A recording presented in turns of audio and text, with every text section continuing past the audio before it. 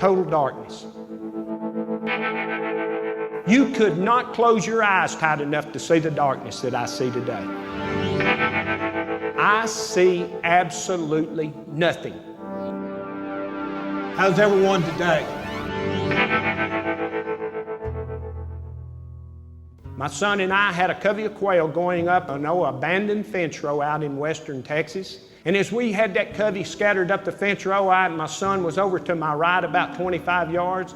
I yelled over at him to tell him, I said, son, I'm going on up the fence row. And he yelled back, okay. Well, a lot of people come up to me after I get through speaking and say that by you talking about hunting, we hunt so much, or fishing or boating or whatever off the job, and that we just never really thought about the safety aspect of it, of getting hurt off the job. How many times have we been in safety meetings and been at work and we tell our employees, make sure you communicate.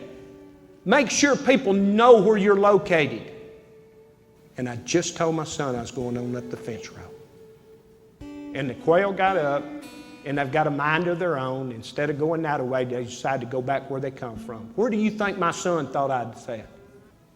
He thought I went on up the fence row. Not seeing me standing over there in that brush, he turned and shot me in the face with a 12-gauge shotgun. And I went from uncorrected 20/20 vision to lights out, just like that. And I collapsed down on the ground, and I'll never forget hearing my son busting through that brush yelling, oh my God, Daddy, what have I done? When I realized that there were so many people, the nurse told me that there were so many people outside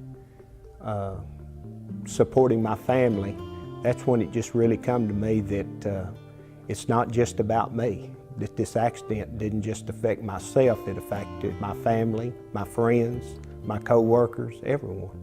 We was meeting with the doctors and he said, man, I'm sorry. And I said, you've done the best you can.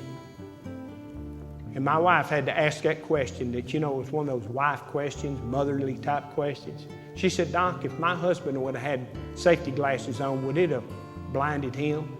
Without hesitation, he said, no, Miss Crow, it would not have blinded him. He said any type of good eyewear this day and time would have reflected those BBs off of his eyes and it would not have blinded him. I worked at a lignite-fired power plant. And the very first day that I arrived, they issued us 3 things: a hard hat, safety glasses, and hearing protection. Safety glasses. I wore them religiously for 26 years without any problems. But you know, my problem was, I wore them out at the plant, but I never would wear them when I went home. Because if anything was ever going to happen to me, it was going to happen at work. It would never happen away from work. Why? Because we talk about safety at work, so it must be the only place it's dangerous. Right? Wrong.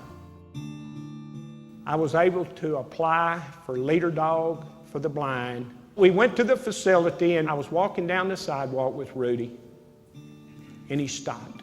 So I just turned around and I said, hey, instructor, I said, what's he stopping for? She said, that little puddle of water in the sidewalk. She said, you know, he doesn't know for sure if that water's this deep or that deep, so don't take the chance. And that's when it clicked with me. I said, oh man. I said, they can teach a dog in 1 year of training, don't take chances. And I went to 26 years of safety meetings and walk outside and roll the dice, hoping it didn't come up snake eyes. At first, after the accident, several people asked me, would I tell my story? And I said, no.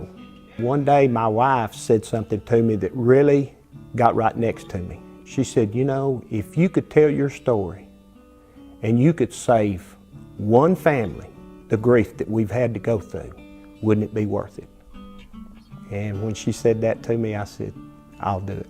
I'll do it. I speak from the heart. I speak the language they understand. I'm not trying to speak over their head. I'm just trying to relay a message that what happens to people like myself not only affects the person that happened to, but it affects, you know, everyone, your family, your friends, your co-workers, everyone around you. I told this one guy I worked with at the power plant, it would just tear me up if I was to do something that got someone else outside hurt. So just because you are not the one that has the accident does not mean that you might not be involved in it. I would never tell anyone that it was a good thing that I was blind. I'd love to have my eyesight back, but I have to go on and live. I have to live life to the fullest. Right now, I'm blind, but you know, we just can't give up. You just cannot give up and quit, because that wouldn't be right to yourself, and it wouldn't be right to your family to just give it up. And so I'll never give up. Thank y'all so much.